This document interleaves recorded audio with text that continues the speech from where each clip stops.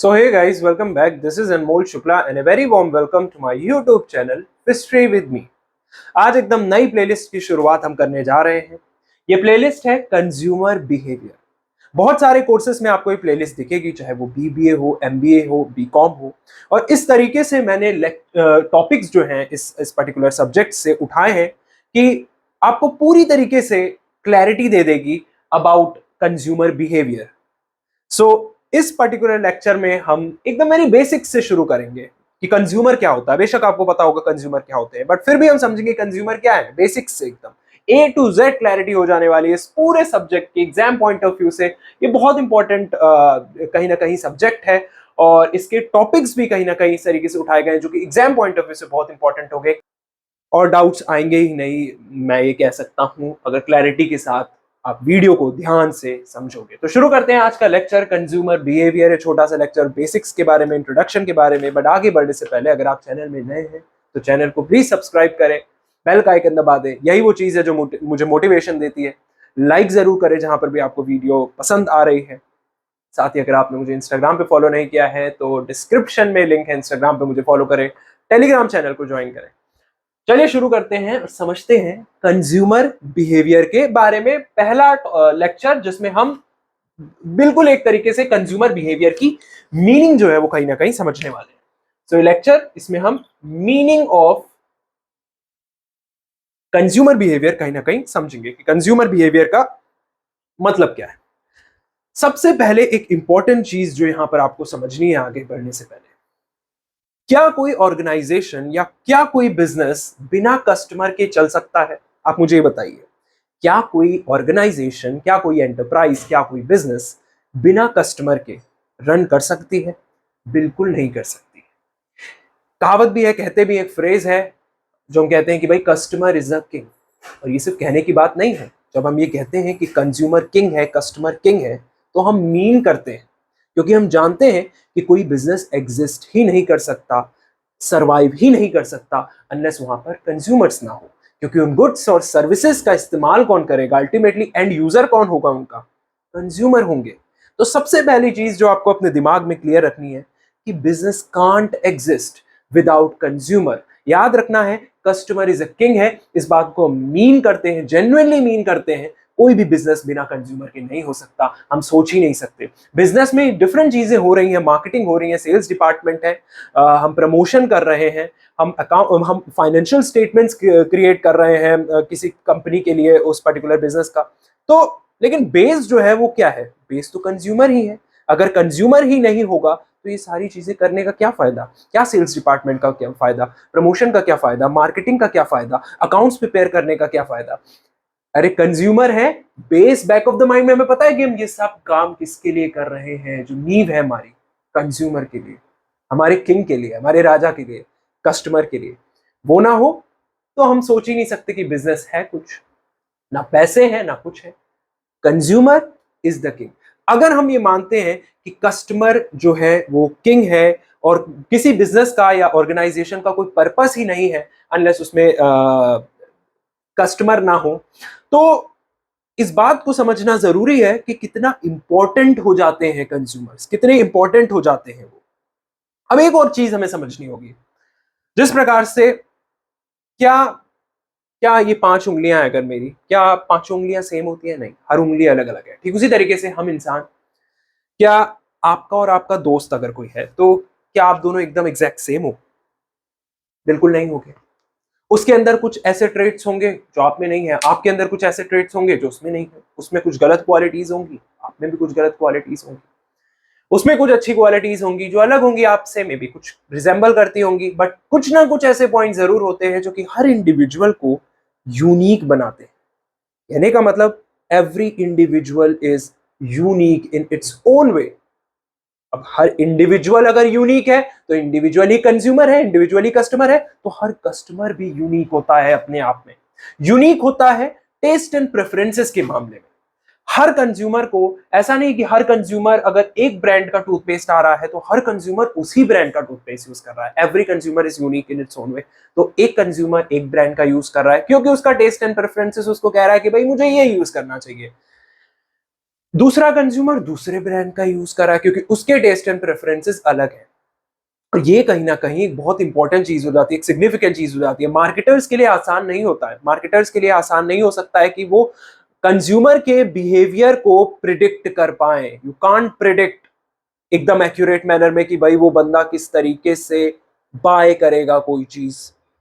100% तो आप कर ही नहीं सकते परफेक्शन के साथ। सो मार्केटर के लिए आसान नहीं, it's not a easy task कि आप प्रिडिक्ट कर पाओ बाइंग पैटर्न या buying behaviour of a consumer.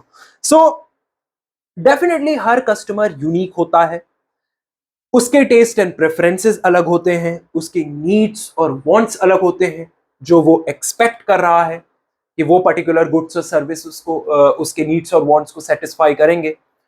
उसका कंजम्पशन पैटर्न अलग होगा, कंज्यूम करने का पैटर्न अलग होगा, उसका कंजम्पशन बिहेवियर अलग होगा, उसका साइकोलॉजिकल बिहेवियर अलग होगा। वो कई सारी चीजों से कहीं ना कहीं इन्फ्लुएंस्ड होगा, अफेक्टेड होगा। वेरियस फैक्टर्स हैं जिनके बारे में आगे हम पढ़ेंगे, अभी तो हम थोड़ा बेसिक्स सही चीजों को समझ रहे हैं। So definitely if you want to grow as a company और survive in this competitive world है, आप जानते हो कितना कॉम्पिटिटिव वर्ड है कि भाई एक प्रोडक्ट 10 ब्रांड है मार्केट में। तो कंज्यूमर कौन सा चुनेगा, कंज्यूमर किस पर्टिकुलर प्रोडक्ट को प्रायोरिटी देगा, ये प्रिडिक्ट करना बहुत जरूरी है और मार्केटर्स इसमें लगे हुए हैं। और इसीलिए एक सेपरेट नॉलेज चाहिए हमें कंज्यूमर के बारे में, कंज्यूमर के बिहेवियर को समझने के लिए, कंज्यूमर के बिहेवियर को समझने के लिए, साथ ही उसके बाइंग पैटर्न को समझने के लिए, सो उसकी साइकोलॉजी को समझने के लिए डेफिनेटली। सो इसीलिए एक बिल्कुल अलग स्टडी, एक बिल्कुल अलग सब्जेक्ट जो है, इंटरडिसिप्लिनरी सब्जेक्ट जो है वो इजाद हुआ। आई थिंक 1960s की बात है, I don't remember the name, but एक थे शख्स, उन्होंने कहीं ना कहीं इसकी शुरुआत की और तभी से ये कंज्यूमर बिहेवियर एक बहुत इंपॉर्टेंट जो है वो कहीं ना कहीं सब्जेक्ट हो गया किसी भी बिजनेस और ऑर्गेनाइजेशन में। मार्केटर के लिए, किसी भी बिजनेस ऑर्गेनाइजेशन में, किसी भी एंटरप्राइज में, किसी भी फर्म में, ये बहुत इंपॉर्टेंट है मार्केटर के लिए कि वो इसकी उसको नॉलेज जो है होनी चाहिए, कहीं ना कहीं उसको समझ होनी चाहिए कंज्यूमर के बारे में, कंज्यूमर के बिहेवियर के बारे में। और ये डिपेंड करता है, हर कंपनी के लिए ये अलग होगा definitely. So it's not a easy task, you need to understand this. Knowing your customer is not simple. You can't 100% predict कि भाई कंज्यूमर क्या करेगा, उसका क्या उसके दिमाग में उस समय चल रहा है। तो ह्यूमन बिहेवियर तो हम बिल्कुल प्रेडिक्ट नहीं कर सकते। So there comes the essence of consumer behaviour. I hope आपको ये जो मैंने आपको ये सिलसिलेवार तरीके से समझाने की कोशिश की, इससे आपको समझ में आया होगा कि कंज्यूमर बिहेवियर क्यों हम कहीं ना कहीं इसको पढ़ने जा रहे हो, क्या वैल्यू है इसकी मार्केटर्स के लिए, किसी बिजनेस ऑर्गेनाइजेशन के लिए। अनलेस आप अपने कस्टमर को अच्छी तरीके से नहीं समझ रहे हो, आई डोंट थिंक सो आप प्रोडक्ट को इस तरीके से बना पाओगे कि वो फिट करे और उससे कहीं ना कहीं वांट्स और नीड्स सेटिस्फाई हो किसी पर्टिकुलर कंज्यूमर की। जब आप प्रोडक्ट ही ढंग से नहीं बना पाओगे तो क्या होगा? क्या आपका ऑर्गेनाइजेशन सक्सेसफुल हो पाएगा? क्या आपका बिजनेस सक्सेसफुल हो पाएगा? नहीं। Customer is a king. तो आपको कंज्यूमर के बिहेवियर के बारे में पता होना चाहिए, कंज्यूमर की बाइंग पैटर्न के बारे में पता होना चाहिए, कंज्यूमर की साइकोलॉजी के बारे में पता होना चाहिए, फैक्टर्स के बारे में पता होना चाहिए, ताकि आप नॉट एक्यूरेट बट कुछ हद तक आप पता लगा पाओ कि हम इस तरीके से अब अपना प्रोडक्ट बनाएंगे ताकि वो कंज्यूमर को सेटिस्फाई करे और वो हमारे प्रोडक्ट को खरीदे। सो आई होप आपको इतनी क्लैरिटी जो है वो जो मैंने समझाने की कोशिश आपको की है वो समझ में आएगा। तो समअप यही है इस बात का, अभी तक जो एसेंस निकल के आ रहा है कंज्यूमर बिहेवियर का, एक समअप जो निकल के आ रहा है अभी तक, कि the secret to an organisation success is definitely goes to customers.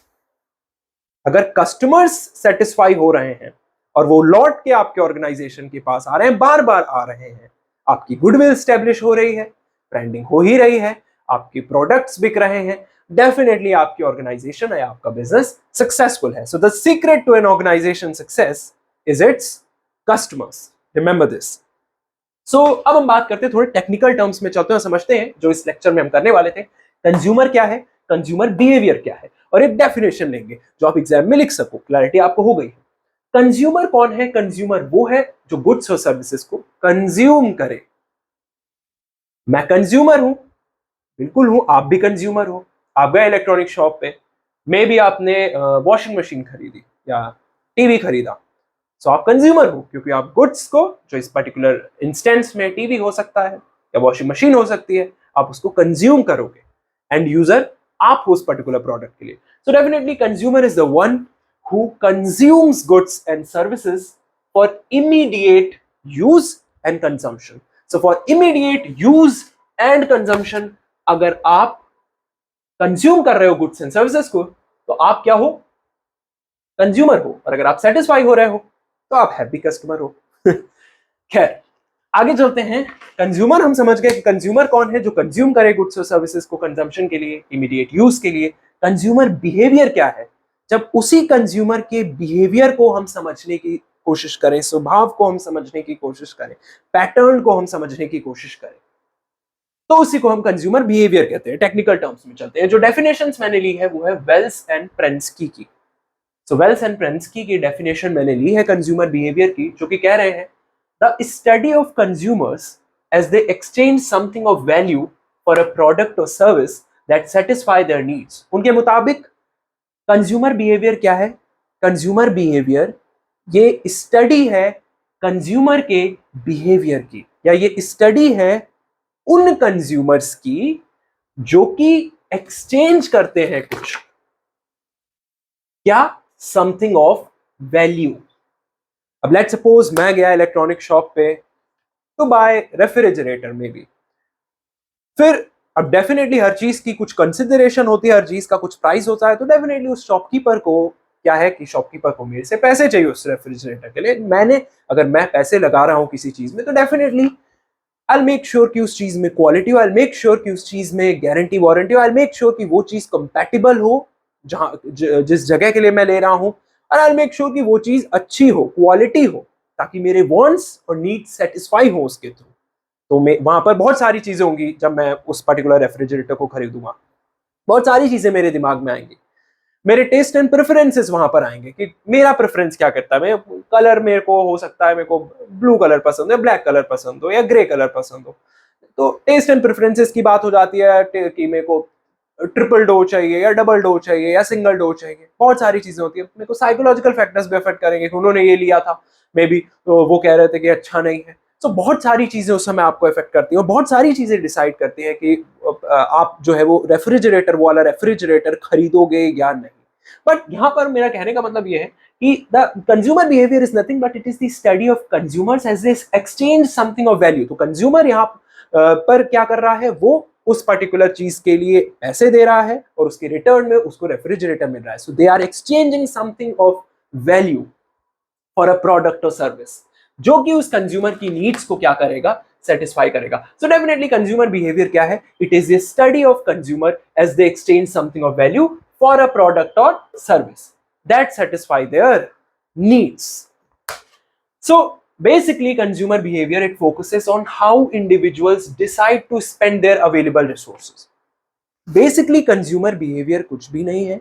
consumer behavior एक स्टडी है जिसमें हम कंज्यूमर के बिहेवियर को समझने की कोशिश करते हैं कि किस तरीके से जब कंज्यूमर किसी गुड्स एंड सर्विस को खरीदता है तो वो अपने अवेलेबल रिसोर्सेज का किस तरीके से इस्तेमाल कर रहा है। उसकी अवेलेबल रिसोर्सेज जिसमें सबसे इंपॉर्टेंट है उसका टाइम, वो अपना समय दे रहा है, उसके पैसे, उस चीज को खरीदने के लिए वो अपने पैसे लगाएगा, एंड डेफिनेटली वो एफर्ट दे रहा है। सो इन अवेलेबल रिसोर्सेज का, that is time, money and effort का, वो किस तरीके से इस्तेमाल कर रहा है, यूटिलाइजेशन कर रहा है, ये डिसाइड करने के लिए कि उसे क्या लेना है। उसे so basically consumer behaviour focuses on how individuals decide to spend their. तो इन रिसोर्सेज को अगर वो स्पेंड कर रहा है तो डेफिनेटली वो गुड्स एंड सर्विसेज को चाहेगा कि उसे क्वालिटी गुड्स एंड सर्विसेज मिले, ताकि कहीं ना कहीं उसके वांट्स उससे सेटिस्फाई हो, तो ताकि वो अच्छी तरीके से उनका कंजम्पशन कर पाए। So definitely consumer behaviour it focuses on how individuals decide to spend their available resources on consumption related items. यही कंज्यूमर बिहेवियर है। कंज्यूमर बिहेवियर यही है, इस बात पर ही फोकस करता है कि किस तरीके से कंज्यूमर अपनी अवेलेबल रिसोर्सेज, चाहे वो टाइम, मनी और एफर्ट्स हो, उनका इस्तेमाल कर रहा है कंजम्पशन रिलेटेड आइटम्स के लिए, प्रोडक्ट्स और सर्विसेज के लिए, या कोई भी गुड्स एंड सर्विसेज के लिए, प्रोडक्ट्स का हो या गुड्स का हो या कमोडिटी का हो। सो आई थिंक आपको पहला लेक्चर जिसमें हमने we have started with the very basics, हमने बहुत सारी छोटी छोटी चीजों के बारे में बात करी, क्लैरिटी जो है उसने क्रिएट की होगी। आगे चलेंगे और बहुत सारी चीजें हम समझेंगे। पार्ट 2 में मिलेंगे। आई होप आपको पार्ट 1 समझ में आया होगा। समझ में आया है तो कमेंट करके मुझे जरूर बताइएगा और इस वीडियो को शेयर करिएगा। आई एम नॉट सेइंग कि हर दोस्त से शेयर करो, but you can share it with your best friend. In the next video, till then keep studying, take care.